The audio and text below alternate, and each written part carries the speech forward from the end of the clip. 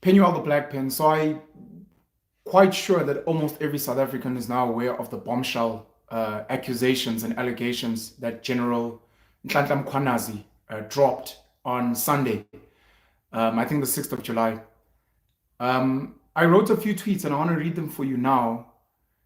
And look, we're all still speculating, right? And we're all kind of buying our time to see where this story is going.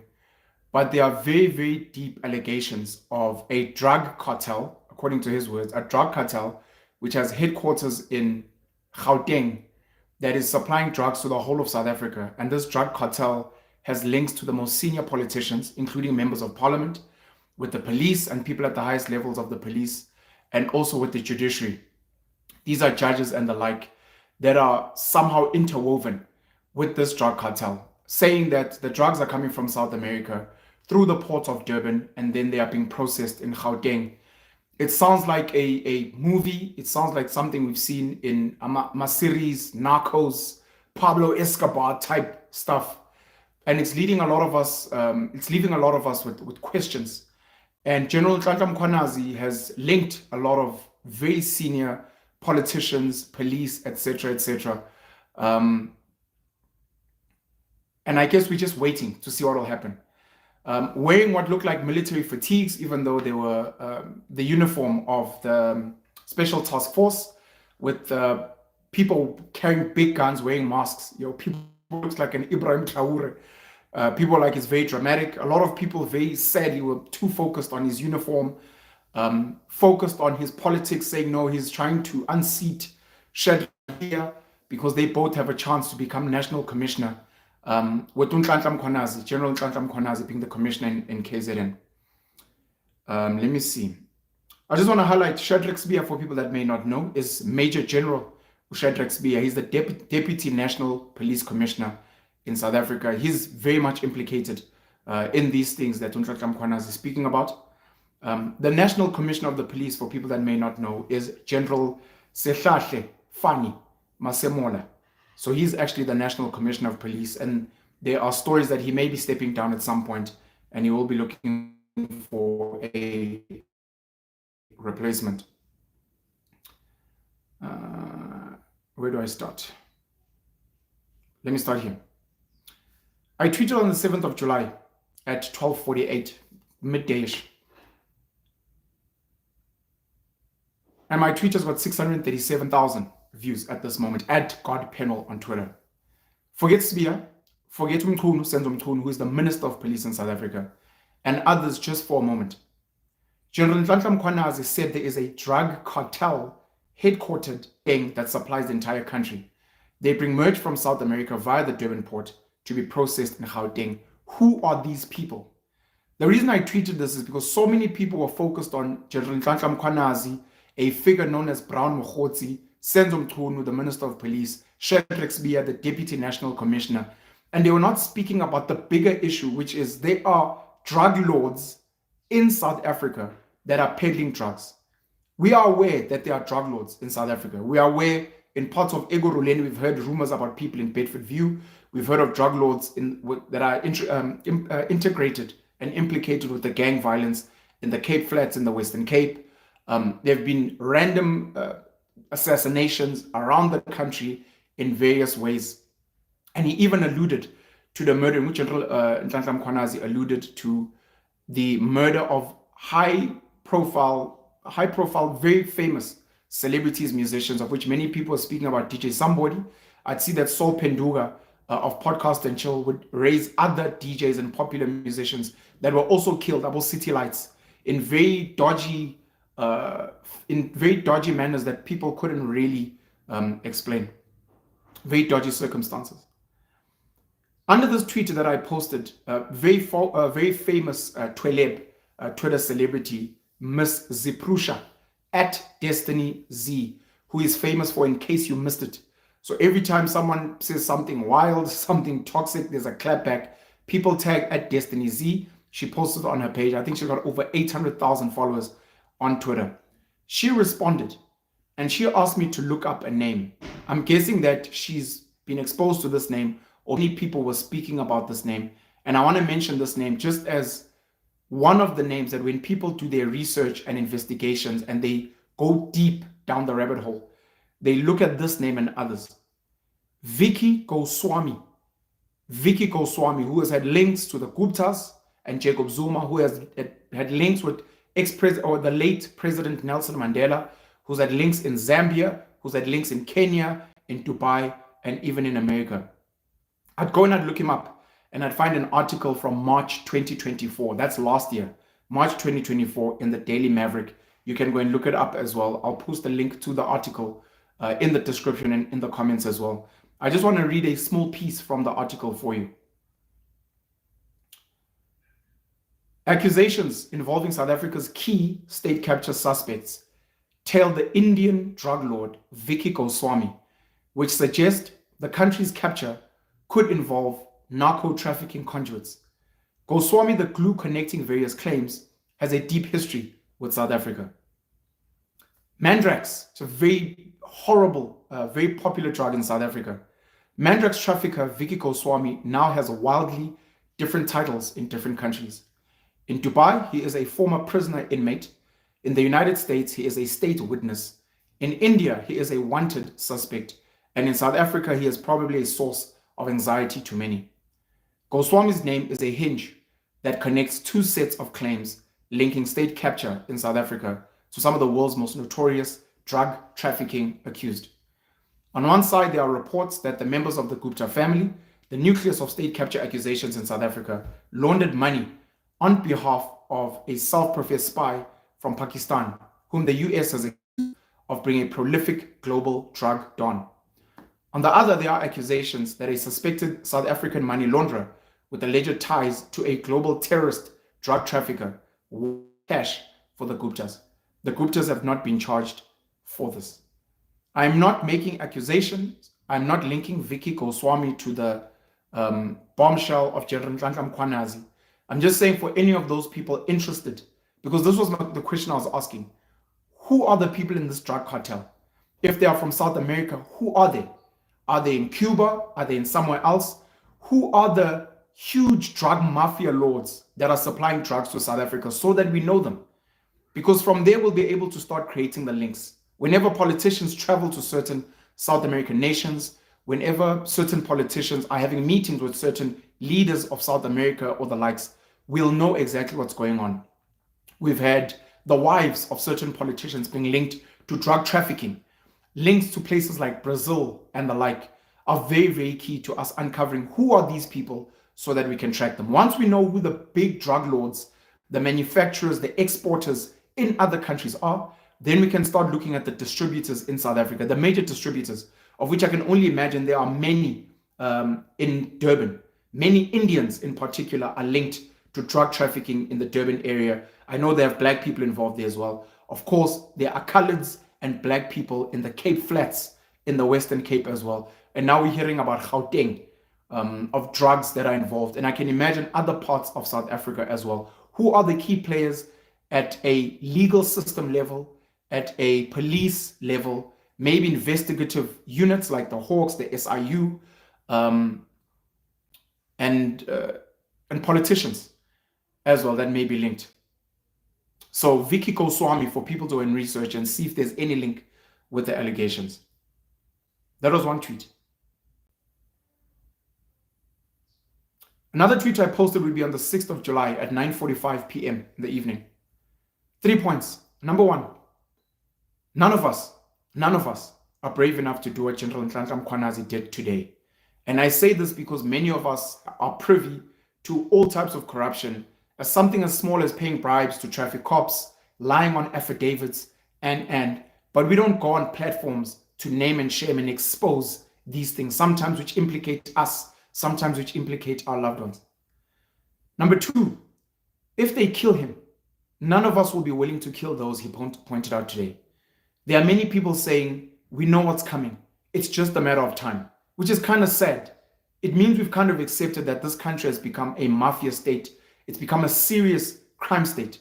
Something that Cyril Ramaphosa would, the president of South Africa, would confirm in the White House with President Donald Trump of the United States. Something that would be re-emphasized by Johan Rupert, one of the wealthiest South Africans. even pointing at the leader of the Democratic Alliance, John Steenhuisen, who is the Minister of Agriculture in South Africa, saying they as the DA have failed to sort out crime in the Western Cape. They have confirmed that crime is a serious problem in South Africa, with many people speaking about undocumented foreigners here. Not just Africans in the form of Nigerians and Ghanaians and the like, but also Eastern Europeans, also Americans, also South Americans, also Asians who may be involved here. We're speaking about people from India, from Pakistan, who may just look like they're running spaza shops, who may just look like they're selling cell phones or repairing cell phones or cell phone parts, who may just look like they're running car workshops, but they may be integral in the supply and distribution of drugs and paying bribes and maybe even threatening and killing the police and other very important figures of authority. If they kill him, none of us will be willing to kill those, he pointed out today. And I say this because we've lost so many activists and heroes in South Africa. I write at the bottom, rest in peace, Steve Biko, rest in peace, Chris Hani. We've had others as well, or Solomon Mahlangu. We've had whistleblowers like Babita, Dio Karen, and the like. These people get killed. They get assassinated. South Africans make noise like myself on Twitter, on social media, and then we move on. Nothing happens. If something were to happen to General Nhlanhla Mkhwanazi, we'd be angry. There might be a protest. There might be a little bit of rioting, but you best believe people will carry on with their lives. And I put here number 3, people will still vote for the ANC and support its senior politicians who have been implicated in so many ways. I saw the Secretary General Fikile Mbalula and going against the allegations of Nhlanhla Mkhwanazi, saying things like the ANC always stands for truth, which is a huge form of gaslighting. I saw the president of the ANC, Colin Malachi, also saying that Nhlanhla Mkhwanazi mustn't be a pop star, he must focus on his job. It looks like they're hiding a lot of things. Major General Shadrack Spear would go and be interviewed by, I think, Griselda Lewis, and he would say that he hasn't really looked into the allegations, but he's saying he's not involved. He's saying there's foul play, and people are like, but if these people are responding so quick, why are they being so defensive? Why are they claiming that they don't know what's going on, but they're very defensive of what's going on? President Cyril Ramaphosa, being overseas, is saying he'll look into the allegations when he comes back. Last tweet. Few things. This is a shot at specifically Vusi Tembekwayo, Musi Maimane, and many others in South Africa that have been doing the same. I'll also need to call out the DA. The Democratic Alliance, when they don't like what Cyril Ramaphosa does, what the ANC does, they are very quick to run to courts. I don't know if it's because their funders say so, or because it's convenient for them to say so, or if it's political movement. When it's things that they seem to be implicit or complicit in, when it's things that maybe their funders are involved in or benefit in, if it's things that they're like, look, let them eat each other, they tend to step back. They don't rush to courts. They don't open cases. They're just like, let's hear what the president has to say. And I found it very interesting that at this point in time, they are not rushing to get the police and other state machinery involved to investigate this thing at a very deep level. And I'm like, why is the DA, this is meant to be a great political opportunity for them, they're not rushing as aggressively as they normally do with other matters? Few things are frustrating to me more than watching people asking Cyril Ramaphosa to investigate Senzo Mchunu and deal with him. They're asking Cyril Ramaphosa to suspend the Minister of Police, Senzo Mchunu. They're asking him to step aside, as it was done with Ace Magashule and other politicians, and deal with him. The same Cyril Ramaphosa was implicated in the State Capture Commission, linking him to dodgy dealings with Glencore in Eskom. The same Marikana Lonman Cyril Ramaphosa, where miners were gunned down, marching for an increase in wages. The same Cyril who had hundreds of thousands of dollars in his couches at Phala Phala, and all the state machinery, your SARS, your South African Reserve Bank, and others, cleared him of all wrongdoing, even though he was found with a lot of foreign currency on his farm, which came out to be apparently a sale of someone who never collected the animals, at some point came to collect his money. We don't know if he's actually collected his money.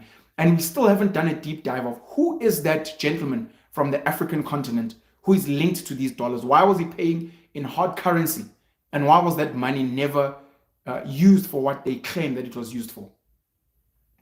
The same Cyril whose bank statements were sealed by the public protector, by the highest courts of the land, so we couldn't see who had given him money. To this day, We don't know in his campaign who was giving Cyril Ramaphosa money, because the judiciary at the highest levels, the politicians at the highest levels, and all the executive authorities at that level agreed to lock Cyril Ramaphosa's bank statements so that the ordinary public who are meant to vote for him, who he's meant to represent, cannot know who has sent money to Cyril Ramaphosa. Who are these people? Could they be links to some of the people that Mkhwanazi would speak about? The same Cyril who has never done anything to corrupt politicians in his cabinet and party. There have been ministers, there have been members of parliament that have been accused of things, that have been found guilty of things, and nothing has happened. But they claim that Cyril Ramaphosa must act. The same Cyril Ramaphosa who was head of the country and the government when 500 billion rand in COVID relief money was looted.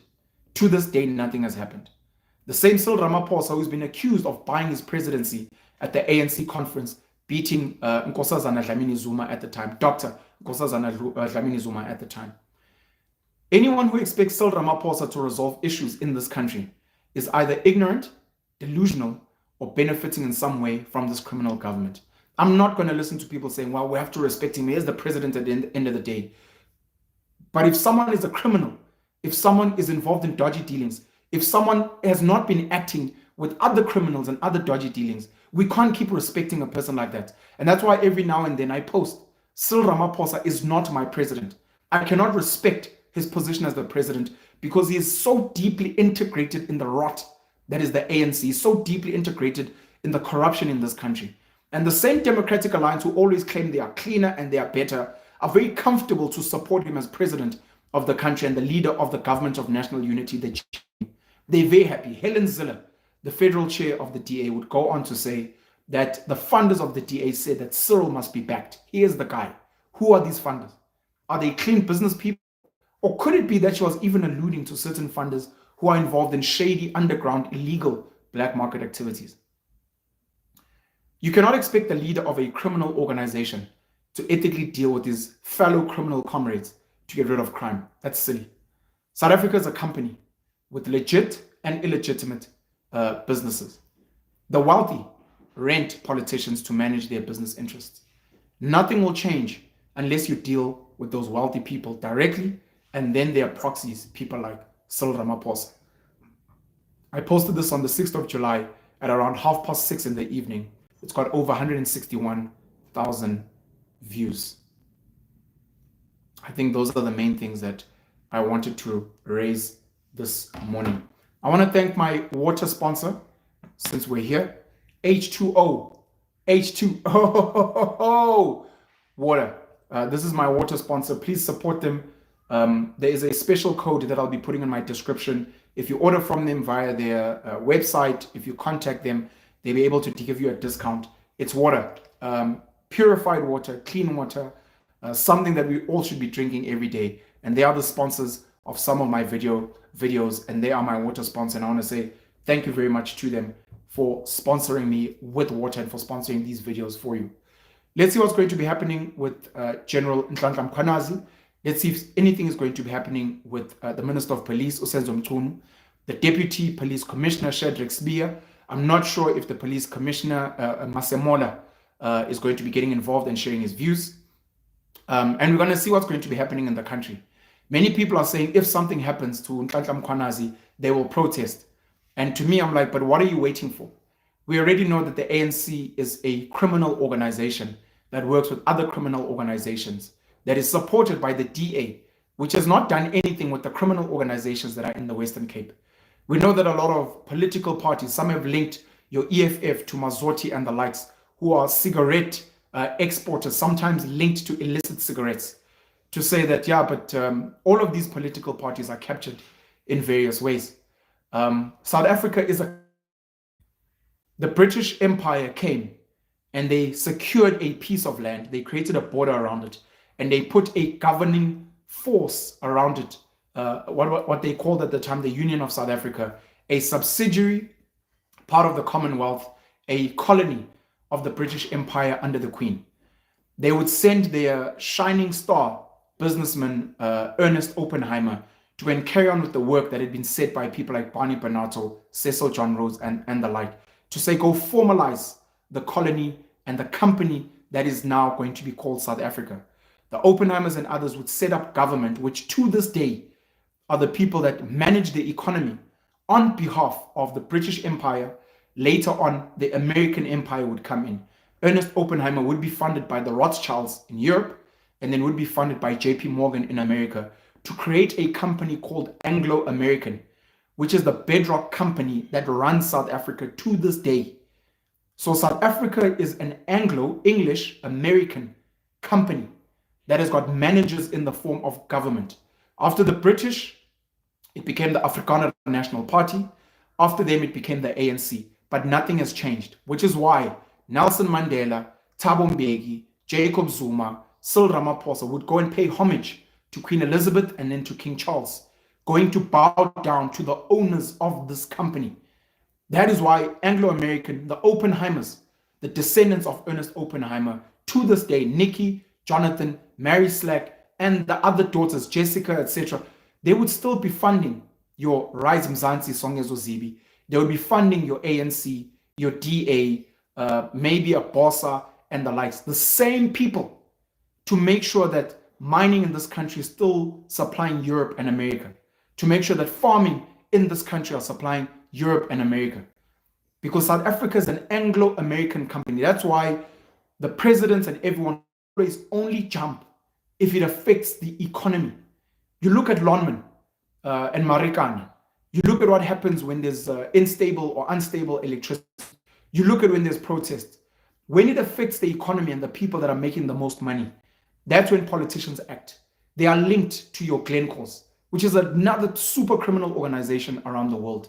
They are linked to all the minerals that are being exported out via Richards Bay and Durban. And they are linked to some of the most colorful business people in South Africa and around the world. That's why they would go and sit at the White House and almost beg an Elon Musk to come and sit and bring one of the big boys of the economy, Johan Rupert, to sit there as well. That's all our government is. They are a glorified board of directors for big business. Ordinary citizens just happen to be born in this company.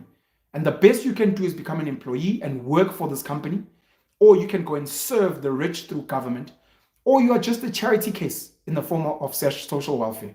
This is also why they do not prioritize undocumented foreigners, because those undocumented foreigners provide slave labor, exploited labor for big business in this country. That's why they're not doing a great job in Zamazamas.